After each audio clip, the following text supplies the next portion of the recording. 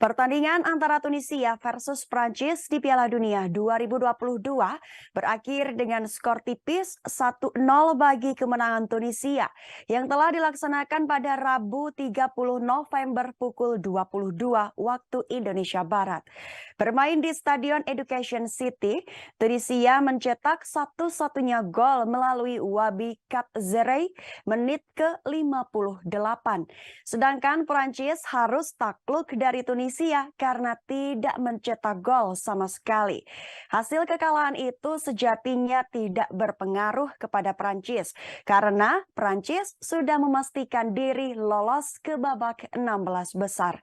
Sebaliknya, kemenangan pun tidak bisa menolong nasib Tunisia yang kalah saing dari Australia di grup D. Tunisia hanya bisa menghasilkan 4 poin dari 3 laga. Dan di laga lain, Australia menang 1-0 dari Denmark dan mengumpulkan 6 angka dari 3 pertandingan. Meski kalah, Prancis akhirnya ditemani oleh Australia menjadi wakil grup D yang maju ke babak 16 besar. Masuk pada jalannya laga secara singkat. Tunisia dan Prancis memulai pertandingan dengan cukup terbuka. Prancis yang sudah memastikan lolos ke 16 besar memilih untuk menahan diri di awal-awal babak pertama. Timnas Prancis yang awalnya lincah menyerang malah beralih menjadi lebih defensif. Hal itu pun dimanfaatkan oleh Tunisia untuk menyerang dan mencari gol. Mereka sejatinya berhasil mencetak gol pada menit ke-8, namun sayang golnya buru-buru dianulir lantaran sang pemain berdiri dalam posisi offside. Setelah itu, kedua tim mencoba untuk membangun serangan lagi. Pada menit 25, sebuah operan pendek dari Youssouf Fofana menempatkan Kingsley Coman pada posisi bagus di dalam kotak penalti. Namun tembakan yang dilepaskan sayangnya berakhir melebar jauh dari tiang kiri gawang. Hingga menit ke-40 belum ada peluang-peluang matang yang tercipta.